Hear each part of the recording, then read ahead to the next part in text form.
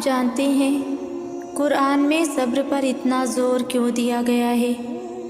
اللہ بار بار قرآن میں اپنے بندوں کو صبر کی تاکید کیوں کر رہا ہے؟ کیوں صبر ایک مشکل چیز ہے، خاص کر درد اور غصے کی حالت میں؟ نہ تو صبر کرنا آسان ہے اور نہ ہی صبر آسان سے آتا ہے۔ صبر آپ کو ہر لحاظ سے، ہر طور پر، جسمانی طور پر، روحانی طور پر، جسماتی طور پر اور دماغی طور پر تھکا دیتا ہے اور توڑ دیتا ہے۔ اس لیے ہمارا رب قرآن میں ہمیں بار بار صبر کرنے کے لیے حوصلہ اور ہمت دے رہا ہے، اور اسی لیے ہمارے رب نے ہم سے وعدہ فرمایا ہے کہ اگر ہم صبر کریں گے تو وہ ہمارا ساتھ دے گا اور ہم ہمیشہ اسے اپنے پاس پائیں گے۔ صبر کوئی چھوٹی بات نہیں ہے، اسی لیے اللہ نے اس کا اجر بھی بڑا اور خوبصورت رکھا ہے۔ صبر کرو، بے شک اللہ صبر کرنے والوں کے ساتھ ہے۔ آپ کا صبر اس چیز کو لے کر آزمایا جائے گا جس کے لیے آپ کا دل تڑپتا ہے، اور دیکھا جائے گا کہ آپ کو کس سے زیادہ محبت ہے، اس چیز سے جو آپ کو چاہیے یا پھر اللہ سے۔ اور جب کبھی ایسے حالات بن جائیں کہ کسی ایک کو چننا پڑے تو بغیر دیر کیے اپنے رب کو چننا، اور اپنے رب کو چنتے ہوئے اس چیز سے بے نیازی اختیار کر لینا جو دل چاہتا ہے۔ ایسے آپ اپنے صبر کی آزمائش میں کامیاب ہو جائیں گے، اور ممکن ہے کہ پھر اللہ آپ کو وہی چیز آپ کا اجر بنا کر دے گا جو آپ کے دل میں تھی۔ آپ جس سکون کی تلاش میں ہیں وہ سکون آپ کو تب ملے گا جب آپ یہ بات تسلیم کر لیں گے کہ سب کچھ اللہ کی طرف سے ہے۔ بس یہ بات قبول کر لینے سے باہر کی قوتوں اور مخالفتوں کا ڈر آپ کے دل سے نکل جائے گا۔ پھر آپ اتنے مضبوط ہو جائیں گے کہ آپ کہیں گے کہ جو آ رہا ہے اسے آنے دو، اور جو جا رہا ہے اسے جانے دو، جو ٹھہر گیا ہے اسے ٹھہرنے دو۔ اللہ پر توکل آپ کو آنے جانے والوں سے بے نیاز کر دے گا، اور اللہ ہی کا ہے جو کچھ آسمانوں اور زمین میں ہے۔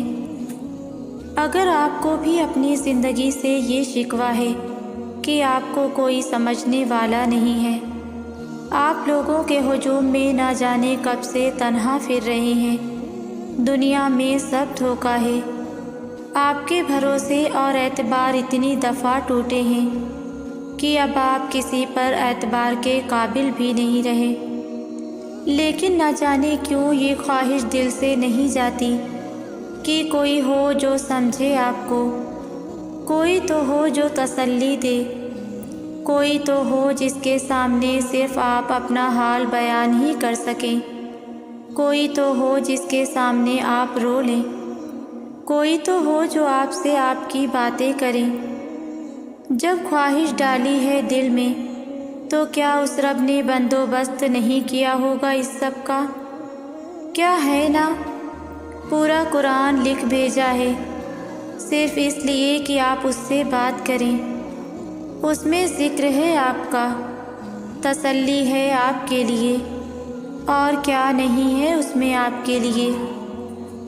ماضی کے غم اور مستقبل کے خوف خوشباش انسان کی ہنسی چھین سکتے ہیں۔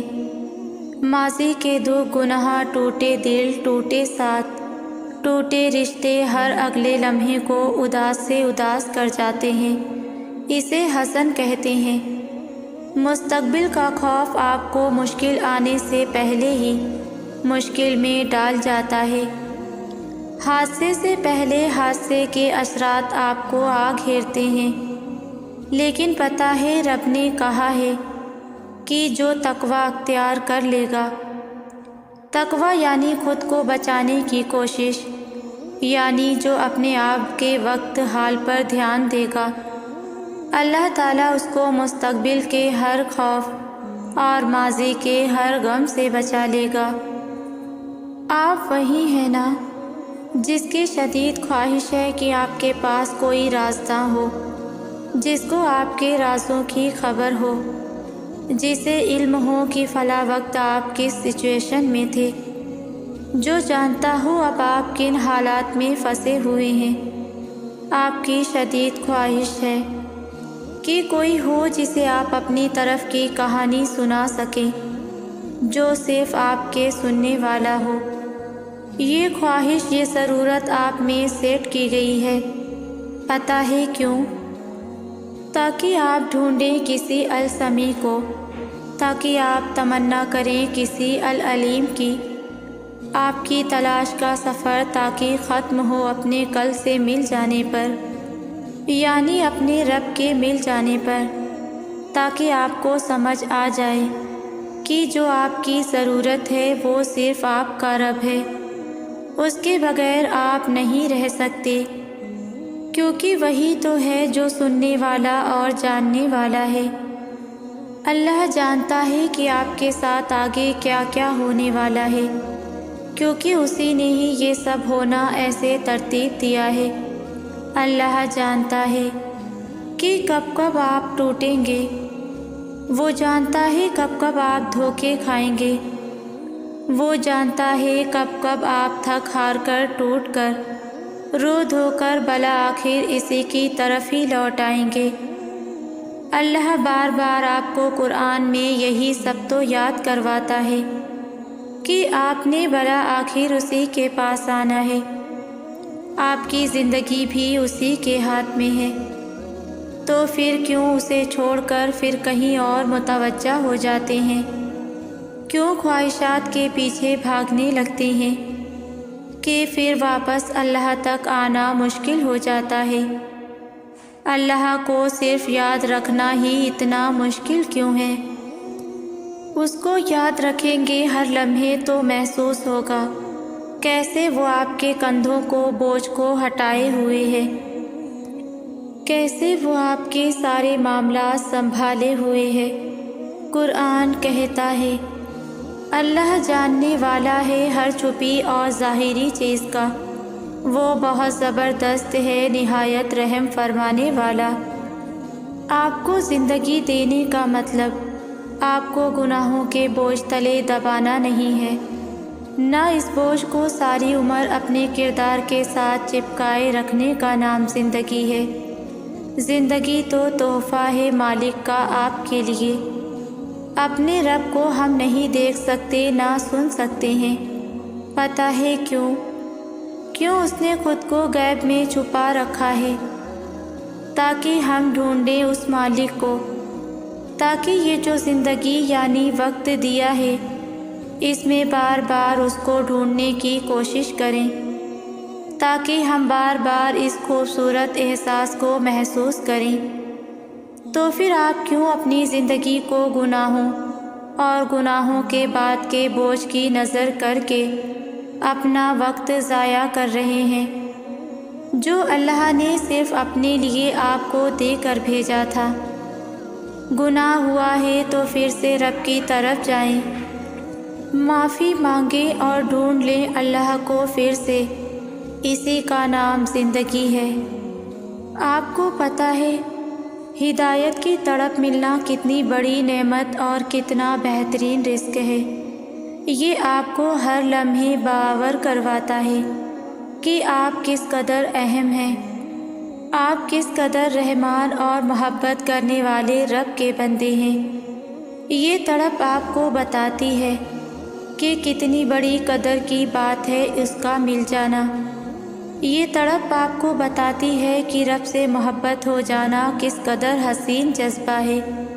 یہی تڑپ آپ کو رب کے گرد طواف میں لیے رکھتی ہے، یہ رب سے دور نہیں جانے دیتی۔ اتنی قیمتی ہے یہ تڑپ، اور پتہ ہے یہ کیسے ملتی ہے؟ بار بار مانگنے سے، بار بار رب کی طرف رجوع کرنے سے۔ وہ دن یاد کریں جب سب آپ کو چھوڑ جائیں گے اور اللہ کے علاوہ کوئی بھی آپ کے ساتھ نہیں ہوگا۔ تب آپ کو احساس ہوگا کہ اصل میں آپ کو اللہ کے علاوہ اور کسی کی بھی ضرورت نہیں ہے۔ پھر یہ خیال کسی تیز چلتی ہوئی ٹرین کی طرح زور سے آپ کے دماغ سے ٹکرائے گا اور آپ کو ہلا کر رکھ دے گا کہ جس کی آپ کو سب سے زیادہ ضرورت تھی، ہے اور ہمیشہ رہے گی، آپ نے کبھی اس کے ساتھ تعلق قائم کرنے کی کوشش ہی نہیں کی۔ آپ نے اللہ کے اور اپنے رشتے پر کبھی دھیان ہی نہیں دیا۔ تم پریشان ہو لیکن کیوں پریشان ہو؟ تم بھاگ رہے ہو لیکن کیوں بھاگ رہے ہو؟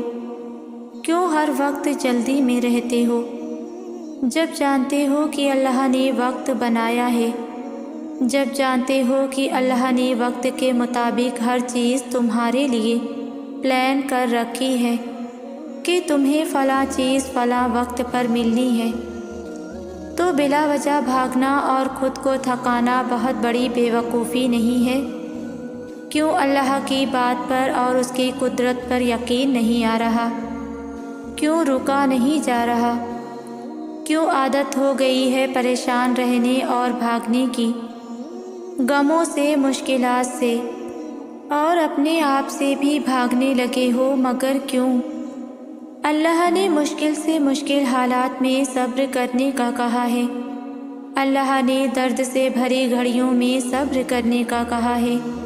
صبر ہی کیوں بھڑکتے جذبات کو چپ لگائیں، تاکہ آپ کو پتہ چلے کہ اتنے بدترین حالات میں بھی آپ کا رب آپ کو کیسے تھامے ہوئے ہے، تاکہ وہ آپ کو واضح طور پر آپ کے ساتھ نظر آئے، آپ کو اتنی شدت سے وہ محسوس ہو، اس کی مدد محسوس ہو، اس کا ساتھ محسوس ہو کہ آپ اپنی تکلیف کو بھول بیٹھیں۔ صبر نہیں کریں گے تو تکلیف میں ہی گھرے رہ جائیں گے۔ اللہ کا ساتھ کیسے دکھے گا پھر؟ اللہ کی مدد کیسے ڈھونڈیں گے پھر؟ کیسے نظر آئے گی اللہ کی مدد پھر؟ شیطان کا کام جذبات کو ہی تو ابھارنا ہے اور پھر اسی میں آپ کو جلتا چھوڑ جانا ہے۔ اس آگ میں گرنے سے ہی تو بچانا ہے خود کو صبر کر کے، کیونکہ اللہ تو صبر کرنے والوں کے ساتھ ہے۔ جب آپ کو کوئی راستہ نظر نہ آئے اور حالات بالکل ناممکن لگنے لگیں، راستے تنگ نظر آئیں، تب اور بھی زیادہ یقین سے دعا کرنا، کیونکہ یہی وہ وقت ہے جب سب سے زیادہ ہمارا صبر آزمایا جاتا ہے، اور اس کے بعد ہی ہماری دعا قبول ہونی ہوتی ہے، اور ہم نے جیسے باقی امتحان پاس کر لیے، اسی طرح اس امتحان میں بھی کامیاب ہونا ہے، اللہ پر توکل رکھ کر۔ پتہ بھی نہیں گرتا اور اللہ کو خبر ہوتی ہے، ابھی دل میں خیال اور لبوں پر وہ دعا آئی بھی نہیں ہوتی، مگر وہ پہلے ہی جانتا ہے کہ ہم وہ دعا کرنے والے ہیں۔ اللہ تو اس کی بھی سنتا ہے جو بول نہیں سکتا، اس کی بھی دعا قبول کرتا ہے جس کے ہاتھ نہیں ہوتے کہ وہ ہاتھ اٹھا کر مانگ سکیں، اور جس دن ہمارے لبوں میں کچھ بھی کہنے کی طاقت نہیں ہوتی تو وہ ان خاموش آنسوؤں کی صدا اور فریاد بھی سمجھتا ہے۔ کتنے بزدل ہیں نا ہم، جس کو یاد رکھنا ہو اسی کو بھول جاتے ہیں۔ ہمیں بس اپنی پڑی ہے، ہم سے زیادہ بدنصیب کیا کوئی ہو سکتا ہے کہ اللہ ہمیں آواز دے کر اپنی جانب بلاتا ہے اور ہم اس کی آواز ہی نظر انداز کر دیتے ہیں، اس کی محبت کی بے ادبی کر کے عارضی محبتوں کے پیچھے بھاگتے ہیں۔ وہ خالق ہو کر اپنے انگنت بندوں میں سے ہمیں یاد رکھتا ہے، اور ہم اس ایک رب کو یاد نہیں رکھ سکتے، نہ ہم پہلے جیسے رہے، نہ حالات سنبھل سکے۔ ہم دعا کرنے کے بعد بھی قبول نہ ہونے کے وسوسوں میں رہتے ہیں جو اب تک مل نہ سکا۔ ضروری نہیں کہ وہ کبھی بھی نہیں ملے گا۔ جو دعا اب تک قبول نہیں ہوئی ضروری نہیں کہ اب وہ کبھی قبول ہی نہیں ہوگی۔ کیا تم پڑھتے نہیں؟ سورہ بقر میں ہمارا رب فرماتا ہے، بھول گئے وہ وقت اور جب ہم نے تمہارے لیے سمندر کو پھاڑ دیا، پھر تمہیں تو بچا لیا اور تمہارے دیکھتے دیکھتے فرعونیوں کو ڈبو دیا۔ کیسے اللہ نے حضرت زکریا علیہ السلام کو عمر کے آخری حصے میں اولاد سے نواز دیا۔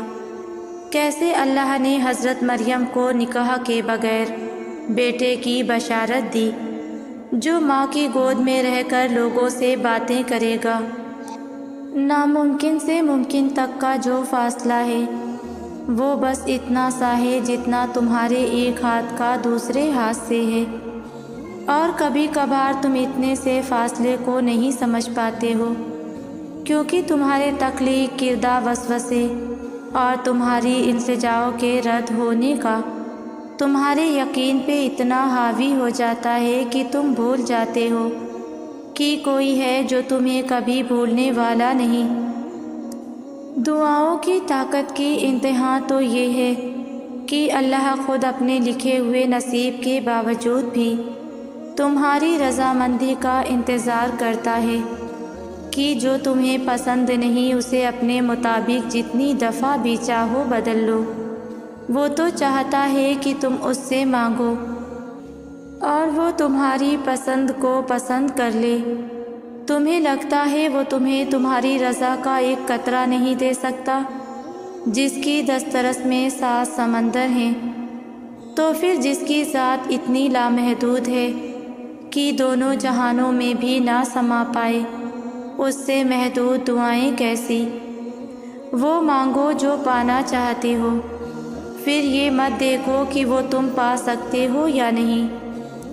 تم یقین رکھ کر چل دو، منزل کا فیصلہ رب پر چھوڑ دو، اور جلد ہی اللہ تمہارے لیے ایسا معجزہ بھیجے گا جس کی نہ کوئی حد ہوگی اور نہ ہی کوئی اختتام۔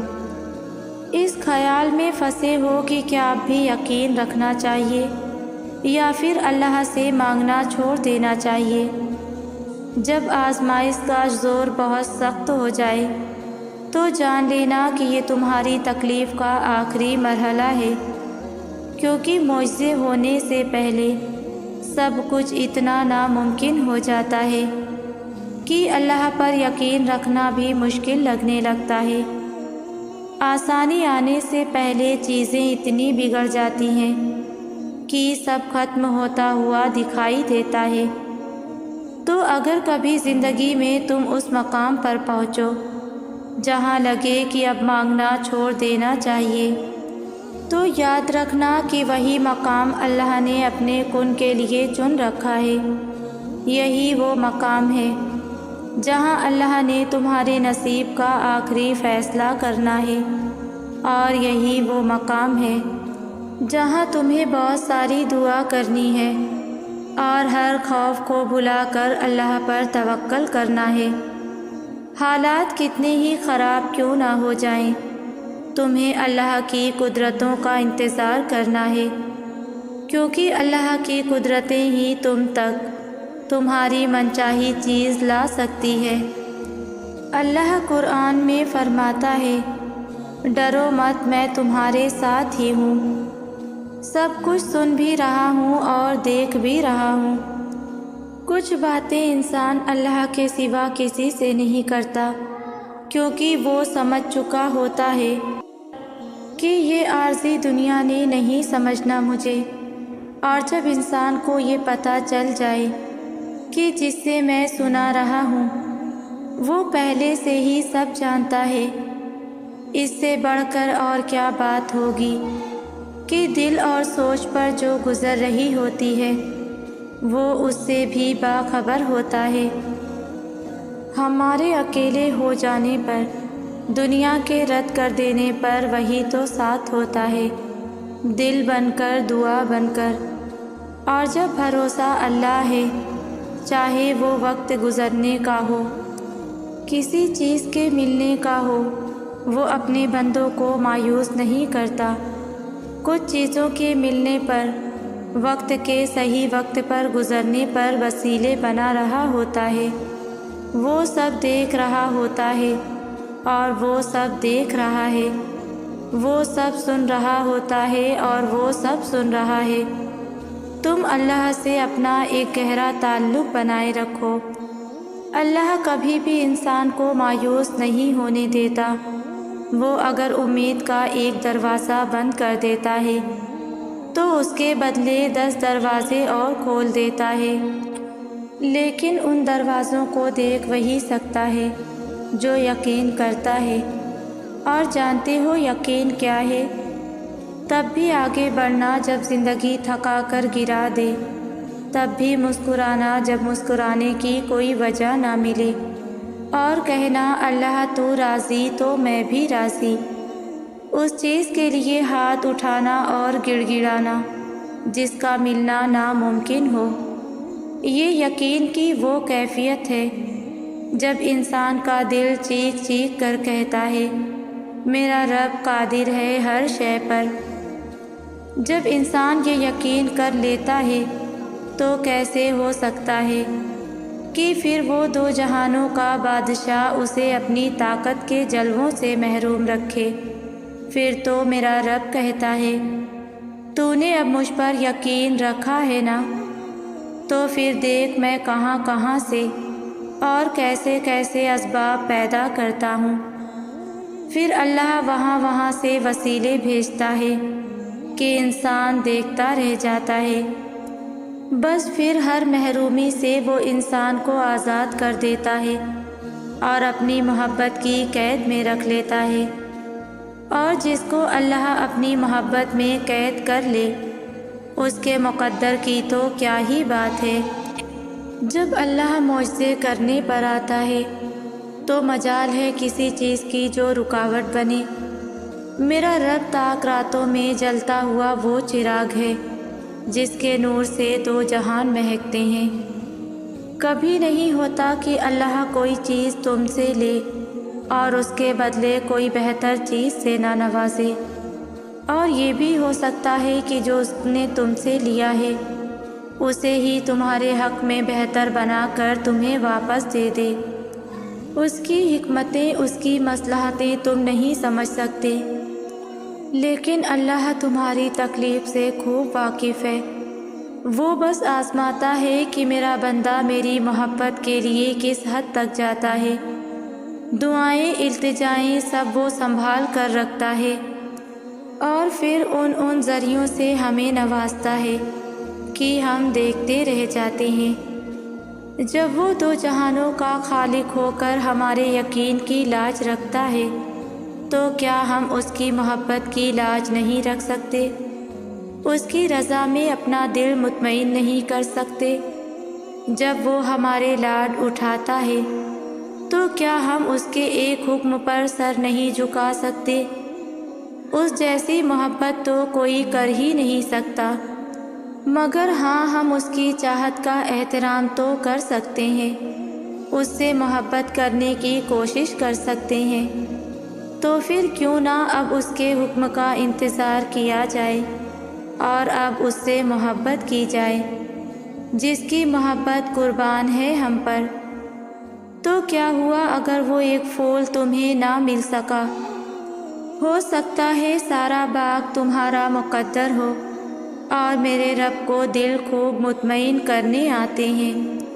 راہیں جدا ہو جانے سے مقدر جدا نہیں ہوتے، اور جو اس بات کا یقین رکھتے ہیں اللہ ان کے لیے ایسے وسیلے بناتا ہے جو کسی کی بھی نظر سے گزرے نہیں ہوتے۔ تم پریشان ہو، لیکن کیوں پریشان ہو؟ تم بھاگ رہے ہو، لیکن کیوں بھاگ رہے ہو؟ کیوں ہر وقت جلدی میں رہتے ہو؟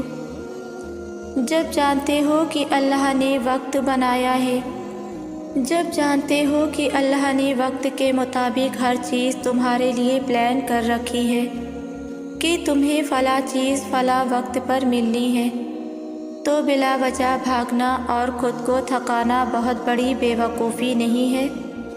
کیوں اللہ کی بات پر اور اس کی قدرت پر یقین نہیں آ رہا؟ کیوں رکا نہیں جا رہا؟ کیوں عادت ہو گئی ہے پریشان رہنے اور بھاگنے کی؟ پتہ ہے ہم آج اسی لیے پریشانیوں اور ڈپریشن کا شکار ہیں، کیونکہ ہم اپنی سب سے بڑی پاور کھو چکے ہیں۔ ہماری سب سے بڑی پاور ہمارا سب سے بڑا ہوپ اور ہماری سب سے بڑی تسلی کیا ہے؟ کہ اللہ ہمارے ساتھ ہے، اللہ ہمارا رب ہے۔ اور اگر ہم واقعی جانتے ہیں نا کہ اللہ کون ہے، تو پھر ہمیں پریشان ہونے کی ضرورت ہی نہ پڑے۔ ہم مکمل یقین کے ساتھ اس پر اندھا ٹرسٹ کر لیں کہ وہ ہر چیز پر قادر ہے، وہ جو لمحے بھر میں صاف آسمان پر بادل لے آتا ہے اور خشکی کو تری میں بدل سکتا ہے۔ کیا وہ ہمارے حالات بدلنے پر قادر نہیں ہوگا؟ سنو، مستقبل کے خوف سے خود کو آزاد کر لو کہ تمہارا ولی اللہ ہے۔ اور پتہ ہے ولی کسے کہتے ہیں؟ ولی کسی چیز کے دوسری چیز کے بہت زیادہ قریب ہونے کو کہتے ہیں، یوں کہ دو چیزیں آپس میں چپکی ہوئی ہوں، ایک دوسرے سے علیحدہ نہ ہوں۔ اللہ کے ولی ہونے کا مطلب یہ ہے کہ اللہ ہر دم آپ کے ساتھ ہے اور آپ کے تمام معاملات کو دیکھ رہا ہے۔ ہمیں کسی چیز کی ضرورت ہے، وہ اس سے واقف ہے اور بہترین وقت پر آپ کو اس چیز سے نوازنے والا ہے۔ اور پتہ ہے جس کو یقین ہو کہ اللہ واقعی اس کا ولی ہے، تو پھر وہ پریشان ہونا چھوڑ دیتا ہے۔ وہ صرف اپنے ولی سے دوستی کو جوڑے رکھنے پر توجہ رکھتا ہے اور یہی اس کا کل مقصد بن جاتا ہے۔ حقیقت یہ ہے کہ تمہارا مولا تو اللہ ہے اور وہی ہے جو سب کی مددگار ہے۔ اللہ آپ کے سارے معاملات سے آگاہ ہے۔ اللہ کے آپ کے سارے معاملات سے آگہی ہونے کا مطلب یہ ہے کہ اللہ آپ کے تمام خوفوں اور پریشانیوں سے واقف ہے۔ وہ خوف جنہیں آپ دل ہی دل میں دبائے بیٹھے ہیں، وہ ساری انسیکیورٹیز جو آپ کو تنگ کر رہی ہیں۔ اور پتہ ہے اللہ کے آپ کے معاملات سے واقف ہونے کا مطلب یہ نہیں ہے کہ وہ بس جانتا ہے، بلکہ اس کا مطلب یہ ہے کہ وہ ان سارے معاملات کو اسٹیپ بائی اسٹیپ ترتیب سے چلا بھی رہا ہے۔ وہ جانتا ہے کب آپ کا خوف سرپرائز میں بدلنے والا ہے۔ وہ آپ کو یہ بات صرف اسی لیے بتا رہا ہے تاکہ آپ اطمینان میں آ جائیں کہ آپ کی زندگی بے ترتیب اور بے ڈھنگی نہیں ہے، بلکہ یہ درمیان کی رکاوٹیں ایک بہت کامیاب پلان کا حصہ ہیں۔ وہ پلان جو اس پرفیکٹ سبحان اللہ نے آپ کے لیے بنا کر آپ کو دینے کے لیے تیار رکھا ہے۔ جب حالات کنٹرول سے باہر ہونے لگیں اور مشکلات سلجھائی نہ جا رہی ہوں اور حالات میں بہتری آتی نظر نہ آ رہی ہو، تو مایوس ہونے کے بجائے اس مرد مومن کی طرح ہمت کر کے اپنی سخت جتنی کوشش کر کے اپنے معاملے کو اللہ کے سپرد کر دینا چاہیے، جس نے فرعون کی درباری ہونے کے باوجود ہمت جمع کر کے موسیٰ علیہ السلام کے رب اور حقیقت کی طرف سب کی توجہ دلائی تھی۔ ان بتوں کی پرستش کرنے والے مشرکین کو اللہ کی طرف رجوع کرنے کی دعوت دی تھی، بنا سوچے کہ اس کے ساتھ کیا سلوک کیا جائے گا۔ اور پتہ ہے اس نے کیا کہا تھا؟ میں تو اپنا معاملہ اللہ کے حوالے کرتا ہوں، اللہ یقیناً اپنے بندوں کو دیکھ رہا ہے۔ آزمائش کے حالات میں اللہ پر کیسے یقین رکھیں اور کیسے صبر کریں، جبکہ آپ کے دل کا ہر حصہ آپ سے یہ کہہ رہا ہو کہ اب کچھ نہیں ہو سکتا۔ اس کے جواب میں استاد کہنے لگے کہ ویسے ہی صبر کرنا ہے اور اللہ پر یقین رکھنا ہے، جیسے روزے کی حالت میں آپ صبر کرتے ہیں اور یہ یقین رکھتے ہیں کہ آخر کار مغرب کی اذان ہو ہی جائے گی اور آپ کی پیاس آپ کا رب بجھا دے گا۔ آپ بس اللہ پر توکل کیجیے۔ آپ جتنے مرضی منصوبے بنا لیں، آپ سارے حساب کتاب کر لیں کہ کیسے سب کرنا ہے اور کب کرنا ہے، مگر پھر بھی اس زندگی میں سب کچھ آپ کے منصوبے اور حساب کتاب کے مطابق نہیں ہوگا۔ تاخیر ہوگی، رکاوٹیں آئیں گی، اور کبھی کبھار تو سب کچھ اس منصوبے کے الٹ ہو جائے گا جو ہم نے بڑی باریکی کے ساتھ سب چیزوں کو ماپ تول کر بنایا تھا۔ تب کیا کریں گے ہم؟ اس کا حل ہمیں قرآن سکھاتا ہے، اور وہ حل یہ ہے کہ تب ہمیں اللہ پر پورا یقین رکھنا ہے۔ ہمیں یقین رکھنا ہے کہ ہماری بھرپور کوشش کے بعد بھی ہم سے بھول چوک ہو سکتی ہے، مگر ہمارے رب سے نہیں ہو سکتی۔ اس کے منصوبے ساری غلطیوں سے پاک ہیں، اس لیے ہمیں اپنے منصوبوں سے زیادہ اللہ کے فیصلوں پر بھروسہ کرنا ہے۔ وہی ہمیں حق کی طرف لے جائے گا اور ہمیں ہماری بہترین منزل تک پہنچائے گا۔ یہ یاد رکھیں کہ جو آپ اپنے لیے سوچ رہے ہیں، اللہ تعالیٰ آپ کے لیے اس سے کہیں بہتر آپ کو دینا چاہتا ہے۔ اس نے آپ کے لیے بہت بہترین منصوبہ سوچ رکھا ہے جس کا آپ گمان بھی نہیں کر سکتے۔ اپنے تمام تر معاملات اللہ کے سپرد کر دیں، وہ آپ کو آپ کی چاہت تک خود لے کر جائے گا۔ بس اس پر بھروسہ رکھیں اور لوگوں کی باتوں سے غمگین نہ ہو۔ نہ ہی وہ آپ کو کچھ دے سکتے ہیں اور نہ ہی آپ سے کچھ لے سکتے ہیں۔ آپ اس وقت جس بھی مشکل میں ہیں، یہ بات یاد رکھیں کہ اللہ کی طرف سے آئی ہے۔ رب نے مشکل صرف اس لیے بھیجی ہے تاکہ آپ آسانی بھی تلاش کریں۔ کیا پتہ یہ مشکل آپ کو رب کے قریب کر دے، اور جب آپ کو اللہ کا قرب حاصل ہو جائے تو ہر چیز، ہر معاملہ آسان ہو جاتا ہے۔ اللہ کی نعمتوں میں سب سے بڑی نعمت اپنے گناہ کا احساس ہو جانا ہے، اور یہ احساس اللہ کی طرف سے آپ کے لیے اشارہ ہے کہ اللہ کا رحم ابھی بھی آپ کا منتظر ہے، اور ایسی حالت میں آپ کو اپنے رب کی طرف بھاگ کر بھی نہیں بلکہ اڑ کر جانا چاہیے۔ وہی ہے جو توبہ کی طرف ہماری رہنمائی فرماتا ہے، اور جب اللہ راستہ دکھائے تو سب چھوڑ کر، سب بھول کر اس کے راستے پر چل دیتے ہیں، کیونکہ توبہ کی مہلت ہر ایک کو نصیب نہیں ہوتی۔ زندگی میں بہت ایسے موقع آئیں گے جہاں تمہیں وہ حالات سمجھ نہیں آ رہے ہوں گے، مگر تم اللہ پر توکل رکھنا اور دعا جاری رکھنا۔ کبھی کبھی جب تمام دروازے بند نظر آتے ہیں، وہیں سے ہی قبولیت کے دروازے بھی کھلنے ہوتے ہیں جن کا تم نے تصور بھی نہیں کیا ہوتا۔ ہمت کیوں ہاریں ہم، ہمارے پاس اللہ ہے جو بادشاہوں کا بھی بادشاہ ہے، ایسا بادشاہ جو نہ مانگنے پر ناراض ہوتا ہے، جس کے حکم کے بغیر ایک پتا بھی نہیں ہل سکتا، جس کے قبضے میں پوری کائنات ہے۔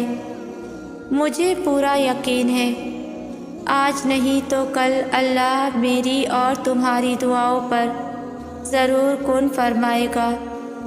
ناممکنات اور دعاؤں کے نہ قبول ہونے والے وسوسوں سے پریشان ہو کر اللہ سے اشارے مانگتے ہو کہ تمہاری دعا قبول ہوگی بھی یا نہیں، تو سب سے بڑا اشارہ تو خود تمہارے سامنے ہے۔ اگر اللہ مانگنے کی توفیق دے رہا ہے تو نہ ملنے کا شک تو بنتا ہی نہیں ہے نا۔ آپ کو پتہ ہے اللہ آپ کے دل میں کسی چیز کی اتنی چاہت کیوں پیدا کر دیتا ہے اور چاہ کر بھی دل سے کبھی نہیں نکلتا؟ آپ بے بس ہونا شروع ہو جائیں۔ ہر دعا ہر تہجد میں مانگنا شروع کر دیں۔ اللہ مانگنے کی توفیق بہت کم لوگوں کو دیتا ہے، بہت کم لوگوں میں تڑپ پیدا کرتا ہے سچی والی۔ اگر ایسا ہے تو بس مانگتے رہیں، وہ نوازنا چاہتا ہے آپ کو، اور آپ کا مانگنا اسے پسند آ گیا ہے۔ اس انتصار کا پھل کبھی تمہیں مایوس نہیں کرے گا جو تم نے اللہ رب العزت کی رضا کے لیے کیا، اور تمہیں کبھی بھی ان فیصلوں پر پچھتانا نہیں پڑے گا جنہیں تم نے اللہ رب العزت کے حوالے کر دیا۔ تمہاری آہیں، تمہاری سسکیاں کبھی خالی نہیں جائیں گی۔ یہ حالات مشکل ہیں مگر اللہ رب العزت کی مدد ہمیشہ تمہارے ساتھ ہے۔ جب انسان سب کچھ ہار کر اللہ کی طرف بڑھتا ہے نا، تو اللہ اس سے دگنی تیزی سے اس کی جانب بڑھتا ہے۔